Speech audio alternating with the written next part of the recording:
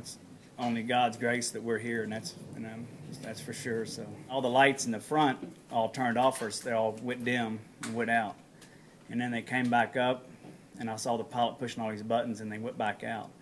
And about that time, you could hear the motors.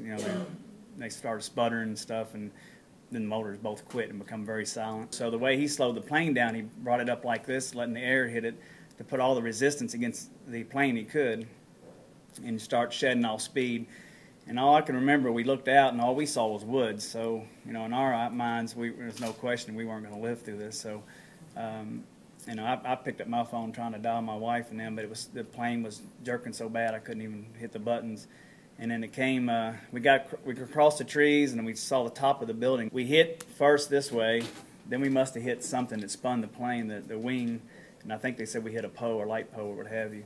And we started spinning. Me and my Uncle Lewis were both still conscious. My father was conscious for a bit because I could hear him. He kept yelling, "Oh God, oh God," and I could just hear him yelling. And we just kept spinning. Then we hit something, I guess was a car. And then we hit something else, I guess was another car. And all of a sudden we come to a sudden stop. My father's back of his seat was broke. And we just heard him sitting there. He was had blood in the system. Blood was coming out, and he was just gargling blood the whole time. So we thought he was definitely, going to die or dead.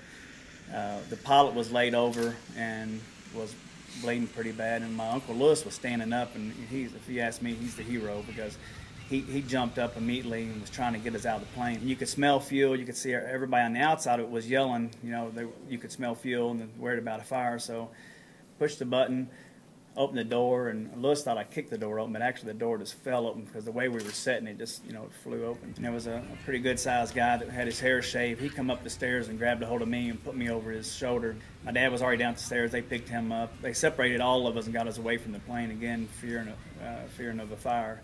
And we made phone calls to our wives, and I don't really remember speaking to them, but Kirsten was putting my son to bed right at that time.